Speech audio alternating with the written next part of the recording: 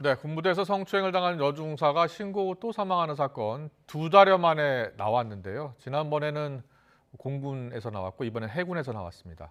병영 문화도 혁신하고 재발 방지책 만들겠다고 대대적으로 나선 게 엊그제 같은데 왜 또 이런 일이 일어났는지 이번 사건에 대해서 자세히 분석해 보겠습니다. 이은희 변호사 나와 계십니다. 어서 오십시오. 안녕하세요. 안녕하세요.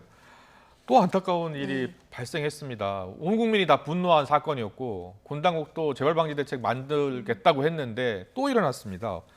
어떻게 보셨어요?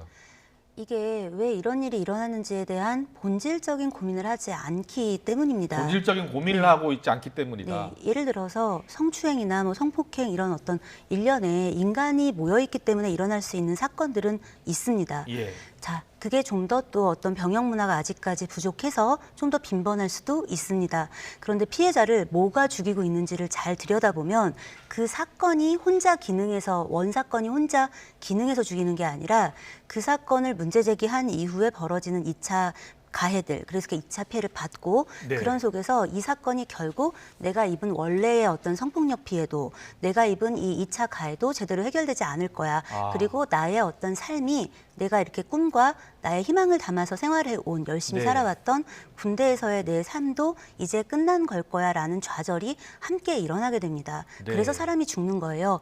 그러면 이제 이런 사건들을 어떻게 처리해 왔느냐, 그리고 피해자들이 이런 사건에 이제 피해를 입고 나서 그다음에 이걸 문제 제기하고 나서 정상적인 삶의 복귀가 나중에 되었느냐, 이런 부분들을 우리가 이제 어떻게 처리해 왔는지를 보고 모니터링 해야 하는데 네. 그건 안 한단 말이에요. 그러니까 이런 일이 반복적으로 일어나는 겁니다. 우리 당국이 군 당국이 아직도 구조적인 문제를 제대로 모르고 있는 거예요. 예, 그렇죠? 그렇습니다. 알겠습니다. 하나하나 짚어보겠습니다. 이 사건이 발생한 게 5월 27일인데요. 네. 보고가 안 됐습니다. 8월에야 보고가 됐는데 그 담당 상사 주장은 네. 피해자가 원치 않았다라고 얘기하고 있거든요. 피해자가 원하든 원치 않든 당연히 보고 의무가 있지 않습니까? 그렇습니다. 법에 이미 이제 어떤 군인의 복무와 지휘에 관한 기본법이라는 법률이 있고요. 거기에서 보면은 이 이제 알게 되었다면 복무 중에 이제 이런 어떤 일들이 일어난 걸 알게 되었다면 보고해야 한다라는 것을 예. 지금 규정하고 있습니다.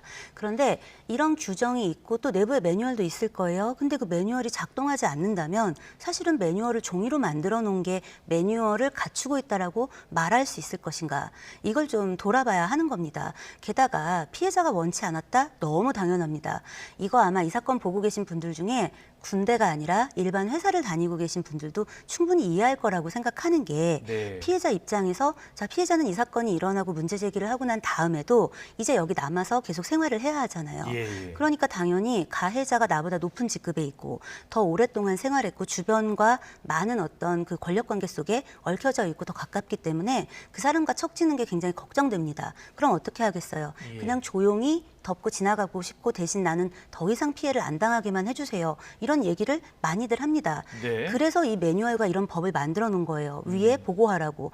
그러면 피해자의 비밀 유지 어떡하냐, 원추는 어떡하냐 이렇게 이야기하겠지만 예. 피해자를 보고해야 합니까? 가해자를 보고하면 되잖아요. 가해자에 그렇죠. 대해서 이런 문제 제기가 있었고 가해자에 대한 조사는 해야 될 필요가 있을 것 같다. 그리고 가해자와 피해자를 분리 조치하는 것을 조용히 가해자를 분리함으로써 가해자를 보냄으로써 우선 분리 조치할 수 있는 겁니다. 근데 그걸 안 해놓고 이 어떤 이런 부분들이 제대로 이루어지지 않은 것조차도 피해자의 책임으로 슬쩍 돌리는 겁니다. 그렇군요. 네. 뭐 추가 조사를 해서 다 밝혀내야 되는 문제인데 이 부대가요.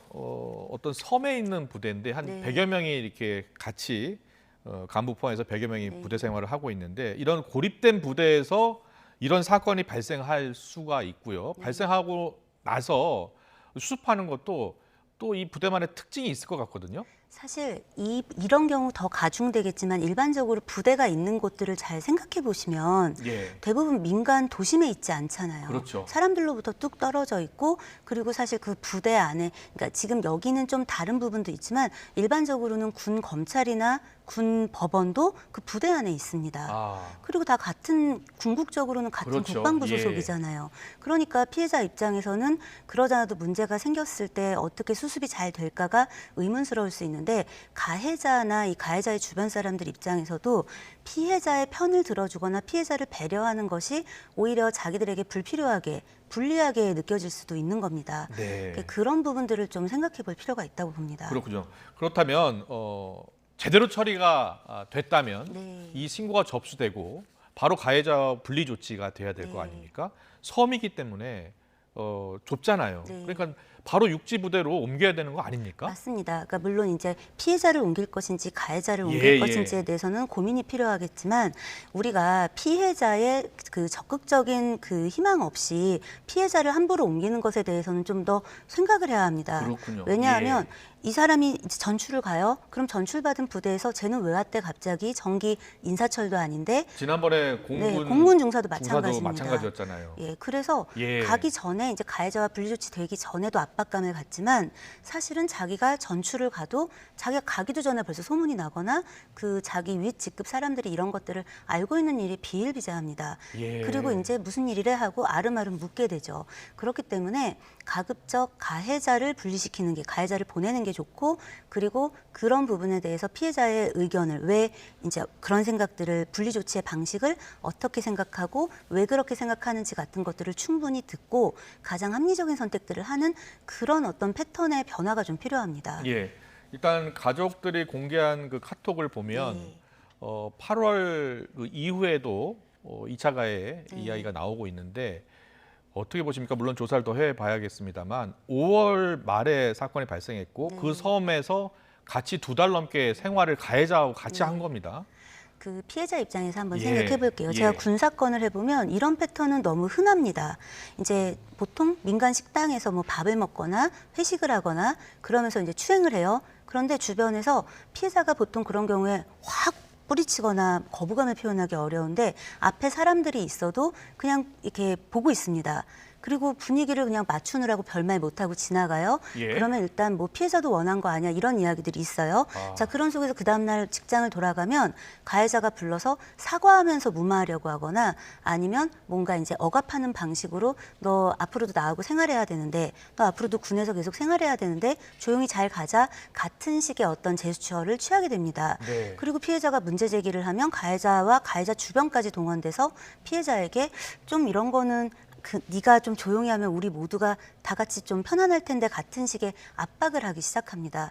그러니까 보통 피해자들이 나는 고립되었어, 소외되었어 이런 생각들을 하면서 결국 종래에 신고를 그 즈음에 하게 되는 일들이 비일비재합니다. 그렇군요. 예. 2차 가해 네. 그리고 도저히 극복할 수 없는 환경이다. 자포자기. 그걸 피해자가 예. 어떻게 극복을 할 수 있을까요? 그러니까 예를 들어 그러니까요. 가해자 한 명에 대해서도 저항하기가 어려운데 이렇게 뭔가 전체적인 분위기가 사실은 피해자 입장에서는 자기를 지지해 주는 것이 아닌 침묵이기만 해도 사실 부담이 될 텐데 네. 뭔가 가해자 입장에서 사람들이 시선을 가지고 있는 것 같고 뭔가 업무에서도 조금씩 배제되어 있는 것 같고 가해자 눈치를 주변인들이 보느라고 그 주변인들이 나한테 업무를 같이 하자고 하거나 나하고 밥을 같이 먹자고 하는 일들을 굉장히 꺼려하는 것을 피부로 이렇게 확 느껴지게 되는데 그게 심지어 섬이고 100여 명 정도 생활하는 부대인 거예요.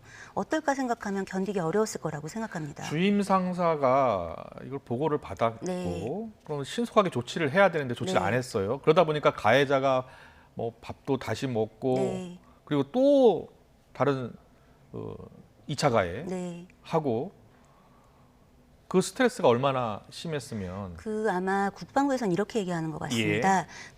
이제 그 위에 주임 상사가 이렇게 행위했던 것이 피해자를 위한 어떤 그런 조치처럼 그런데 이건 굉장히 잘못된 조치입니다. 예. 왜냐하면 이것을 상부에 보고했어야 되는 거고 그 다음에 만약에 가해자에게 이야기를 하려면 자 이런 지금 있는 이게 문제가 있다는 것을 첩보했는데 너 피해자한테 지금부터 접근하거나 어떤 식으로든 그 사람에게 어떤 이야기를 한다면 그거는 가중처벌 될 수 있어. 그러니까 접근하면 안 돼라고 주의를 주고 네. 그리고 이제 사전에 주의를 줘야 한다는 거예요. 그렇군요. 예. 예, 그리고 그런 것들이 지켜지지 않았다라고 하면은 이게 어떤 그런 경고가 될 수 있는 어떤 액션이 취해졌어야 되는 건 거고 그리고 애초에 지금 분리 조치를 즉각적으로 할 수 있도록 상부에 보고가 되었어야 되는 겁니다. 그리고 성추행 관련 상담소도 운영이 네. 되고 있잖아요. 예. 거기서 상담을 했다는 거거든요. 네. 그럼 거기 상담소에서 당연히 또 보고 의무가 있잖아요.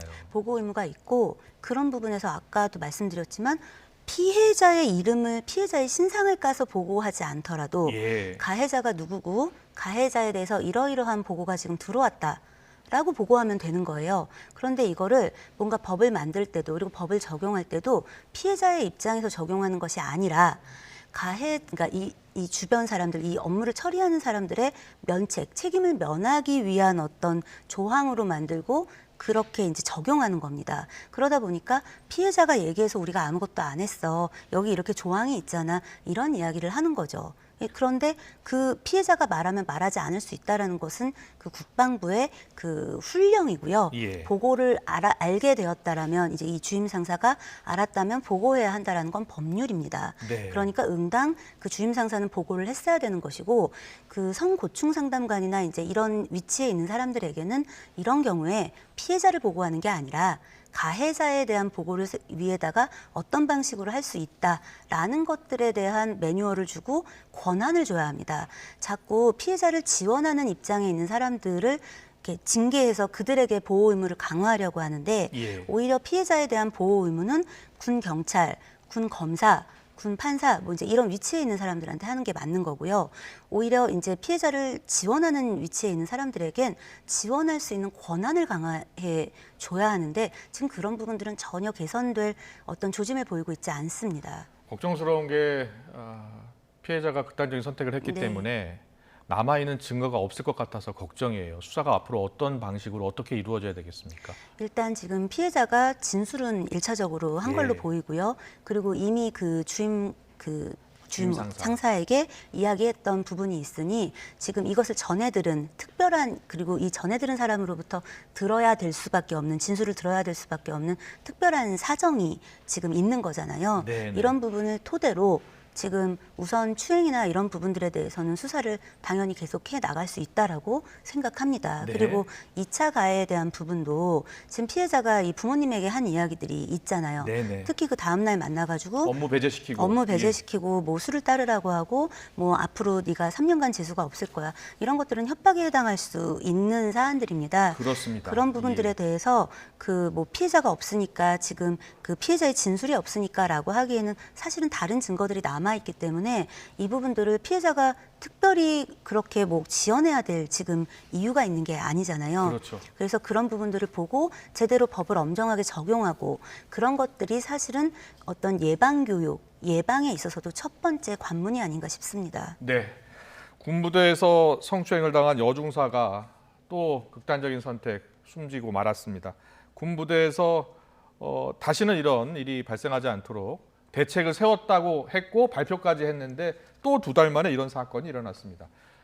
근본적인 원인을 찾지 않았기 때문에 또 다른 비극적인 사건이 일어날 수밖에 없었다. 다시 한번 제대로 된 조사가 필요하다라는 말씀 해주셨습니다. 지금까지 이인희 변호사와 함께했습니다. 고맙습니다. 감사합니다.